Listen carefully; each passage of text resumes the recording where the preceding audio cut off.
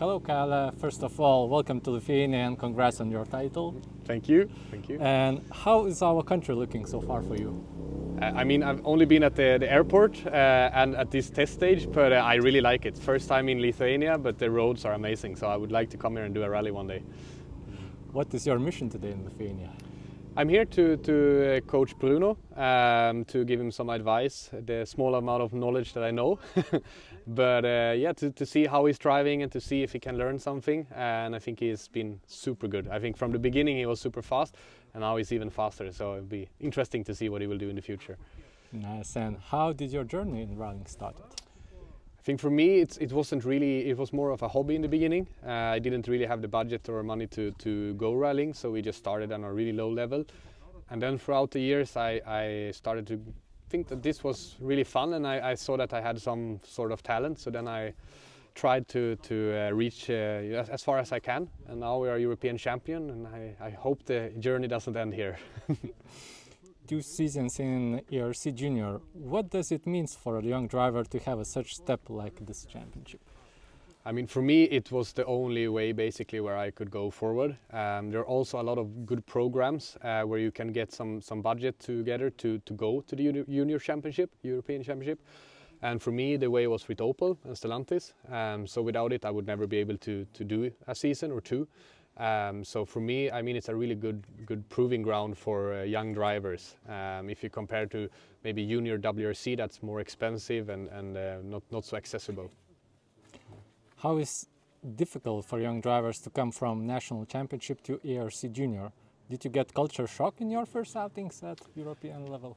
Yeah, I think not culture shock, but I would say it's very difficult. Let's say if you do a national championship that's only on tarmac or only on gravel, and then you come to the ERC and then you have to learn the other surface basically. It's very difficult because the level is so high, so you need experience on both gravel and tarmac before you go there. I was thankful enough to choose the direction of driving some tarmac 2 years before I went to the ERC, which helped me a lot. So I think maybe Swedish people that are driving the Swedish Championship, they struggle because we only drive on gravel, so they will struggle.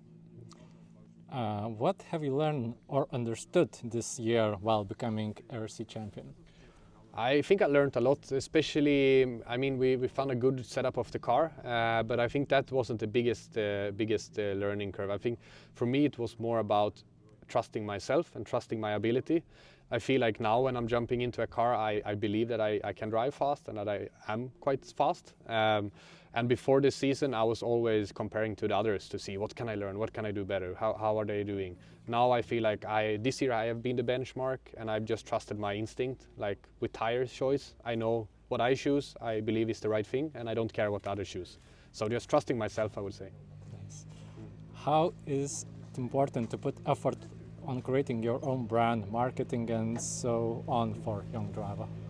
I think it's very important. I mean, rallying is all about budget, and you need to attract sponsors. So I think you need to create a brand that really wants to attract sponsors, that sponsors want to be a part of. So I think you can't be really, when you're like me, a factory driver, you need to also align yourself with the brand, like what Opel wants, in my case. But you also need your own brand, personal brand. You can't be too similar to everyone else. This is a lot of media exposure in Junior ERC. Does it help? Yeah, it helps a lot. I mean, that's basically what I've been selling to my sponsors, that we are getting a lot of media attention, being on Swedish television, national television, international television, and then social media, of course. So you need to, let's say if you are only doing boring interviews, you will never get to be on TV, but if you show emotions, if you do a good job, then you will be seen more and you will attract more sponsors. So it's very important. Thank you. Thank you.